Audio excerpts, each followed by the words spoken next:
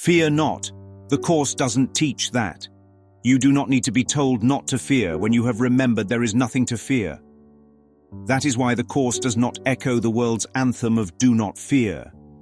It undoes the belief that fear ever had cause. The Course is not a motivational speech with divine slogans.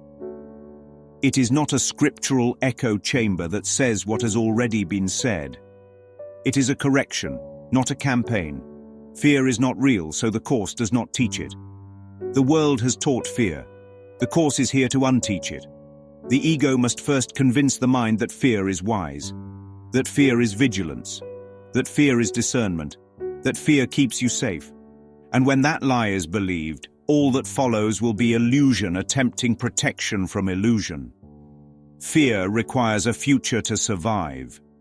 It has no home in the present moment. That is why the holy instant heals. It has no timeline for terror to dwell in. The phrase, "do not fear," appears only 3 times in the Course, not as warning, but as unmasking. You do not fear the unknown, but the known. You do not fear weakness, but the illusion of a lack of strength.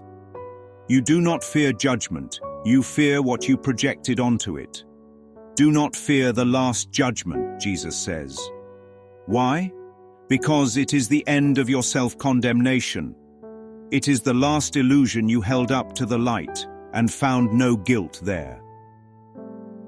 So many religious texts cry, "Do not fear," as though fear were a thing standing at the door. But the Course would say, there is no door. You are dreaming of intruders and hiding from shadows. You placed fear outside to keep love out. The Course says love and fear cannot coexist, not because they are enemies, but because one of them is not real. Only what God creates is real. God did not create fear. So where does fear come from? It is the result of believing you are alone, that you made yourself, that you must defend yourself, that you are guilty and punishment is coming. But all of these are projections, not facts. Fear does not guard you. It punishes you in advance. It rehearses pain. It wages war against what has never happened. And so the Course does not bother trying to manage fear. It simply withdraws belief in it. It gives you a new teacher, and with him fear fades. To undo fear is not to act brave. It is to no longer see anything that needs protection. Bravery implies danger. Awakening reveals safety.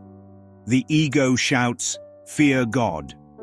The Course gently says, "God is love." One requires trembling. The other invites rest.